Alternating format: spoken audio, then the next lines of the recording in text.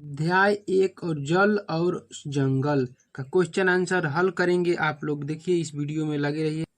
हाँ, तो पहला क्वेश्चन है सत्य असत्य चुनने का। तो पहला क्वेश्चन कर रहे हैं वर्षा जल का चरम स्रोत है, तो ये सत्य होगा। यहाँ पर हम पहला में सत्य लिखे हैं। दूसरा कह रहे हैं नदियों का जल खेतों में सिंचाई का एकमात्र साधन है, तो असत्य। ये एक सिंचाई का एक ही मात्र, अनेक है, एक नहीं है। जल की कमी की समस्या का सामना केवल ग्रामीण क्षेत्रों के निवासी करते हैं, नहीं, ग्रामीण क्षेत्रों के निवासी नहीं करते बल्कि शहरों के लोग करते हैं, इसीलिए ये भी असत्य होगा।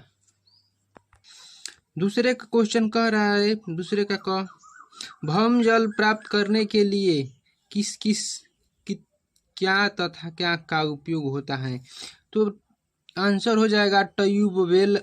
यहाँ पर भरा जाएगा, यहाँ पर भरा जाएगा हैंडपंप। यहाँ पर है दूसरा जल की 3 अवस्थाएं कौन कौन से हैं, तो हो जाएगा ठोस, यहाँ पर द्रव, यहाँ पर गैस। यहाँ पर हम लिखे हैं आंसर में, देख लीजिएगा, ठोस द्रव गैस। फिर ग में हो जाएगा भूमि की जल स्तर धारण करने वाली परत को क्या कहते हैं, यानी क्या कहलाती हैं, तो उसका ग का आंसर है भौम जल स्तर। उसके बाद घ में आइए, वन से हमें डैश और डैश का लाभ होता है, यानी क्या क्या का लाभ होता है, तो आंसर है इसमें औषधि और इमारती लकड़ी का। उसके बाद हम अगला क्वेश्चन में आएंगे, वन में क्षयवान पत्तियां और जंतु डैश को समृद्ध करते हैं, तो इसका आंसर हो जाएगा च का मिट्टी। उसके बाद 6 में आएंगे, सूक्ष्म जीवों द्वारा मृत पादपों पर क्रिया से ह्यूमस बनता है, इसका आंसर हो जाएगा। अब देखेंगे तीसरा क्वेश्चन यहाँ पर है। तीसरा क्वेश्चन का समझाइए कि भौम जल की पुनः पूर्ति किस प्रकार होती है, तो आंसर है उस वर्षा का जल मिट्टी से रिसकर भूमि के नीचे रिक्त स्थानों तथा चट्टानों को ऊपर और दरारों में भर जाता है, इस प्रकार भौम जल की पुनः पूर्ति होती है। अगला क्वेश्चन है दूसरा, भौम जल स्तर के नीचे गिरने के लिए उत्तरदायी कारकों को समझाएं। आंसर है पहला, जनसंख्या में वृद्धि के कारण विभिन्न मानव गतिविधियों के लिए पानी का भाग अधिक बढ़ गई है।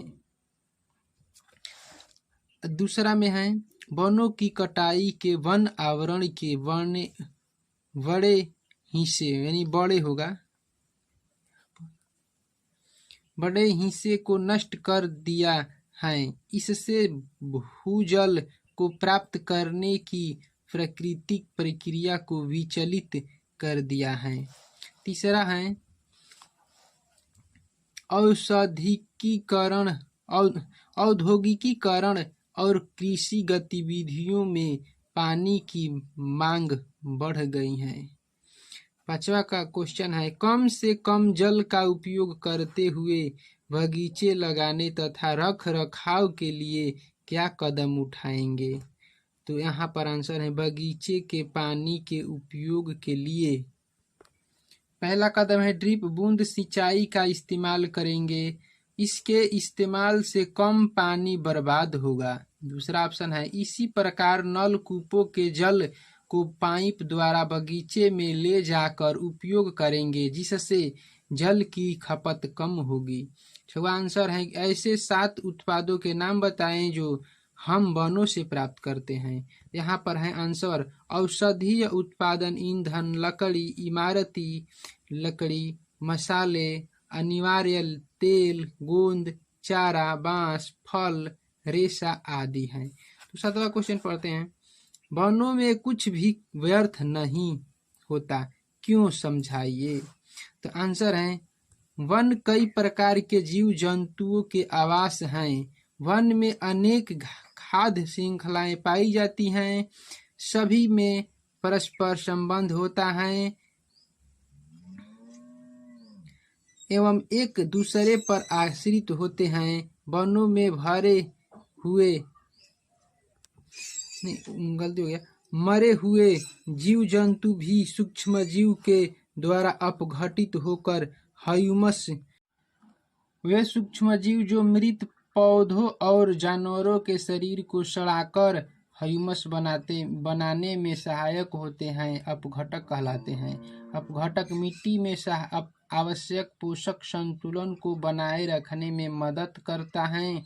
ह्यूमस पौधे को पोषण में सहायक होते हैं, जिससे खाद्य श्रृंखला भी पूरी होती है। अगला क्वेश्चन है, ऑक्सीजन तथा कार्बन डाइऑक्साइड का संतुलन बनाए रखने में वनों के योगदान को समझाएं। आंसर पहला है, वृक्ष हरे रंग के होते हैं।